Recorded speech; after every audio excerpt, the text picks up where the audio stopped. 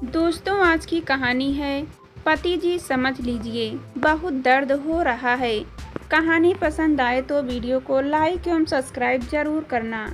शादीशुदा होते हुए भी सुनैना और सुशांत के जीवन में ऐसा क्या घटित हुआ कि सुनैना को पति से अलग रहना पड़ा। क्या इसकी वजह सुनैना खुद ही थी या बात कुछ और थी। कभी कभी हालात इंसान को ऐसे मोड़ पर ले आते हैं कि वह समझ ही नहीं पाता कि अब क्या करें, किस ओर जाएं। कुछ ऐसा ही हुआ था सुनैना के साथ। एक पल में कितना कुछ बदल गया था उसकी जिंदगी में। काश आज उसने सुबह चुपके से सुशांत की बातें ना सुनी होती। वह किसी से मोबाइल पर कह रहा था, हाँ हाँ डियर, मैं ठीक हूँ, 5 बजे पहुँच जाऊँगा नक्षत्र होटल। वैसे भी अब तो सारा वक्त आपके ख्यालों में गुजरेगा, कहते हुए सुशांत ने फोन पर ही किस किया तो सुनैना का दिल तड़प उठा। सुनैना मानती थी कि सुशांत ने उसे साधारण मध्यवर्गीय परिवार से निकालकर शानो शौकात से पूरी दुनिया दी। गाड़ी बंगला, नौकर चाकर, कपड़े जेवर, भला किस चीज की कमी रखी। फिर भी वह आज स्वयं को बहुत बेबस, लाचार और टूटा हुआ महसूस कर रही थी। वह बेसब्री से 5 बजने का इंतजार करने लगी ताकि नक्षत्र होटल पहुंचकर हकीकत का पता लगा सके, खुद को एतबार दिला सके कि यह सब यथार्थ है, महज वह नहीं जिसके आधार पर वह अपनी खुशियां दांव पर लगाने चली है। 4:45 बजे ही वह होटल के गेट से दूर गाड़ी खड़ी करके अंदर रिसेप्शन में बैठ गई। दुपट्टे से अपना चेहरा ढक लिया और काला चश्मा भी लगा लिया ताकि सुशांत उसे पहचान ना सके। ठीक 5 बजे सुशांत की गाड़ी गेट पर रुकी। स्मार्ट नीली टी शर्ट व जींस में वह गाड़ी से उतरा और रिसेप्शन की तरफ बढ़ गया। वहां पहले से ही एक लड़की उसका इंतजार कर रही थी। दोनों पुराने प्रेमियों की तरह गले मिले, फिर हाथों में हाथ डाले लिफ्ट की तरह बढ़ गए। सुनैना की आंखें भर आई, उसका कंठ सूखने लगा। उसे महसूस हुआ जैसे वह फूट फूट कर रो पड़ेगी। थोड़ी देर डाल से टूटे पत्ते की तरह वहीं बैठी रही, फिर तुरंत स्वयं को संभालती हुई उठी और गाड़ी में बैठ गई।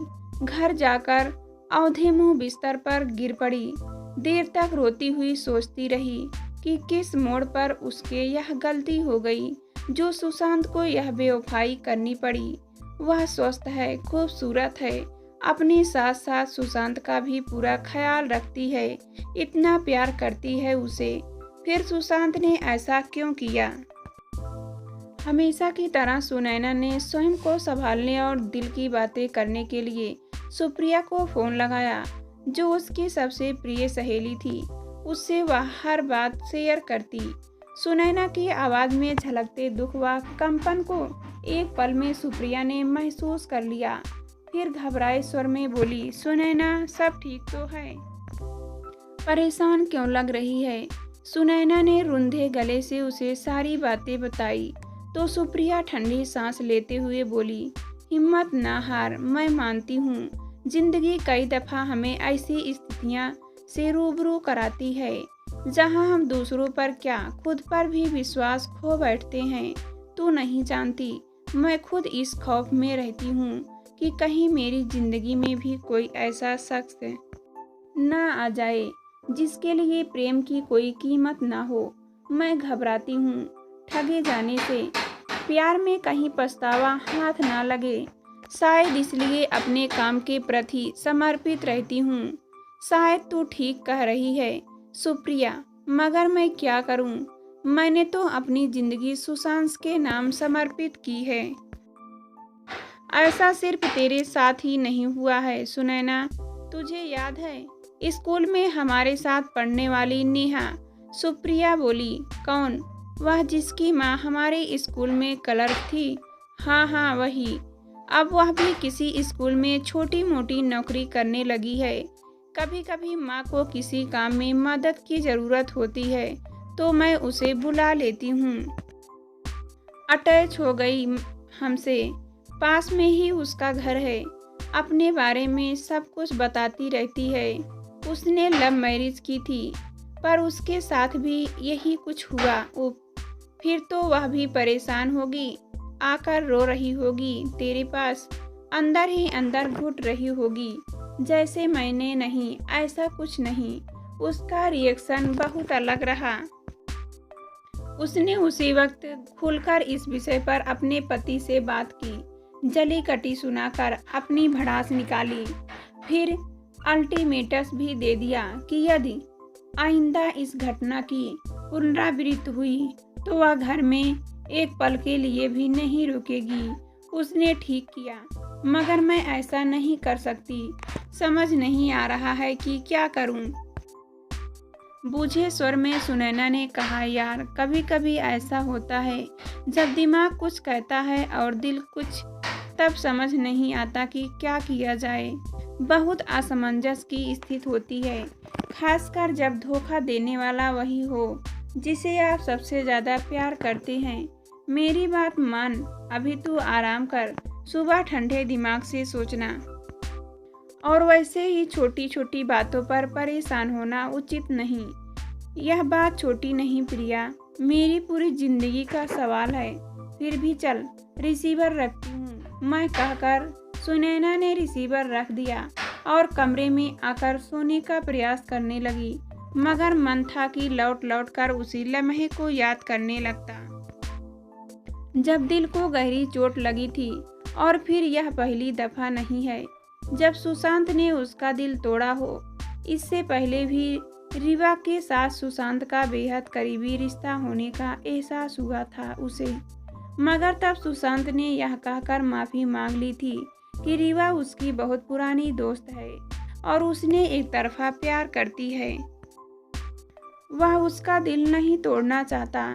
सुनैना यह सुनकर खामोश रह गई थी, क्योंकि प्रेम शब्द और उसके जुड़े एहसास का बहुत सम्मान करती है वह। आखिर उसने भी तो सुशांत से मोहब्बत की है। यह बात अलग है कि सुशांत के व्यक्तित्व संपन्नता के आगे वह स्वयं को कमतर महसूस करती है। जबरन उसे स्वयं से बांधे रखना नहीं चाहती थी। आज जो कुछ भी उसने देखा, उसे वह मोहब्बत तो कतई नहीं मान सकती थी। यह तो सिर्फ और सिर्फ वासना थी। देर रात जब सुशांत लौटा तो हमेशा की तरह बहुत ही सामान्य व्यवहार कर रहा था। उसका यह रुख देखकर सुनैना के दिल में कांटे की तरह कुछ चुभा, मगर वह कुछ बोली नहीं। कहती भी क्या, जिंदगी तो स्वयं ही उसके साथ खेल खेल रही थी। पिछले साल उसे पता चला कि सुशांत ड्रिंक एक्टिव है, मगर तब उसे इतना दुख नहीं हुआ जितना आज हुआ था। उस समय विश्वास टूटा था और आज तो दिल ही टूट गया था। इस बात को बीते 2 माह गुजर चुके थे, मगर स्थितियां वैसी ही थी। सुनैना खामोश से सुशांत की हरकतों पर नजर रख रही थी। सुशांत पहले की तरह अपनी नई दुनिया में मग्न था। कई दफा सुनैना ने उसे रंगे हाथों पकड़ा भी, मगर वह पूरी तरह बेशर्म हो चुका था। उसकी एक नहीं 2-2, 3-3 महिलाओं से दोस्ती थी। सुनैना अंदर ही अंदर इस गम से घुटती जा रही थी। एक बार अपनी माँ से फोन पर इस बारे में बात करनी चाहिए तो माँ ने पहले ही उसे रोक दिया। वो अपने राइस दामाद के खिलाफ कुछ भी सुनने को तैयार नहीं थी। उल्टा उसे ही समझाने लगी। इतनी छोटी छोटी बातों पर घर तोड़ने की बात सोचते भी नहीं। सुनैना कभी कभी यह सोचकर परेशान होती कि आगे क्या करें। क्या सुशांत को तलाक देना या घर छोड़ने की धमकी देना उचित रहेगा? मगर वह ऐसा करे भी तो किस आधार पर?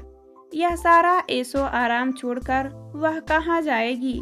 माँ के 2 बेडरूम की छोटे से घर हैं, उनमें ज़्यादा पढ़ाई भी नहीं की है जो अच्छी नौकरी हासिल कर चैन से दिन गुजार सके। भाई भाभी का चेहरा यूं ही बनता रहता है तो क्या दूसरी शादी कर ले? मगर कौन कह सकता है कि दूसरा पति उसके हिसाब का ही मिलेगा।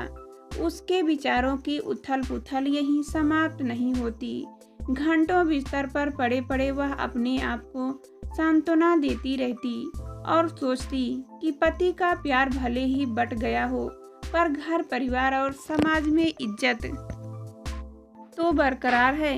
धीरे धीरे सुनैना ने स्वयं को समझा लिया कि अब यही उसकी जिंदगी की हकीकत है। उसे इसी तरह सुशांत की बेवफाइयों के साथ जिंदगी जीनी है। फिर एक दिन सुबह सुबह सुप्रिया का फोन आया। वह बड़ी उत्साहित थी। बोली, सुनैना जानती है, अपनी नेहा ने पति को तलाक देने का फैसला कर लिया है। वह पति का घर छोड़कर आ गई है। सुनैना चौंक उठी। क्या यह कह रही है तू?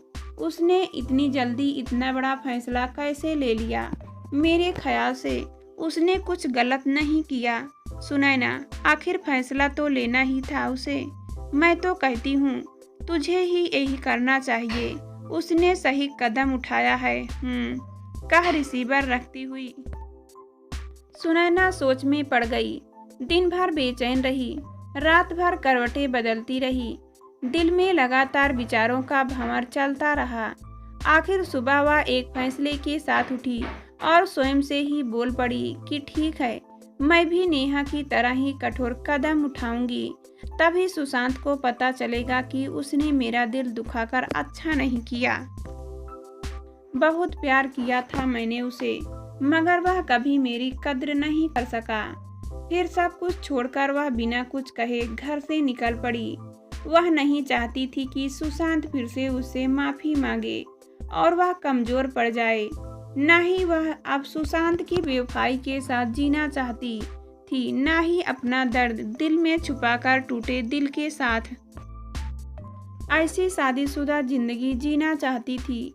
मायके वाले उसके काम नहीं आएंगे, यह एहसास था उसे, मगर इस खौफ की वजह से अपनी मोहब्बत का गला घुटने देखता भी मंजूर नहीं था। वह निकल तो आई थी, मगर अब सबसे बड़ा सवाल यह था कि वह आगे क्या करे, कहाँ जाए। बहुत देर तक मेट्रो स्टेशन पर बैठती सोचती रही। तभी प्रिया का फोन आया। कहाँ है यार? घर पर फोन किया तो सुशांत ने कहा कि तू घर पर नहीं, फोन भी नहीं उठा रही है। सब ठीक तो है? हाँ यार, मैंने घर छोड़ दिया, रुंधे गले से सुनैना ने कहा। तो यह सुन प्रिया सख्ते में आ गई। बोली, यह बता कि अब जा कहाँ रही है तू? यही सवाल तो लगातार मेरे भी जेहन में कौध रहा था। जवाब जानने को ही मेट्रो स्टेशन पर रुकी हुई है। ज्यादा सवाल जवाब में मत उलझ, चुपचाप मेरे घर आ जा, प्रिया ने कहा। तो सुनैना के दिल में तसल्ली सी हुई। उसको प्रिया का प्रस्ताव उचित लगा। आखिर प्रिया भी तो अकेली रहती है। दो सिंगल महिलाएं एक साथ रहेगी तो एक दूसरे का सहारा ही बनेगी। सारी बात सोचकर सुनैना चुपचाप प्रिया के घर चली गई। प्रिया ने उसे सीने से लगा लिया। देर तक सुनैना से सारी बातें सुनती रही। फिर बोली, सुनैना आज जी भर के रो ले, मगर आज के बाद तेरे जीवन से रोने धोने या दुखी रहने का अभ्यास समाप्त।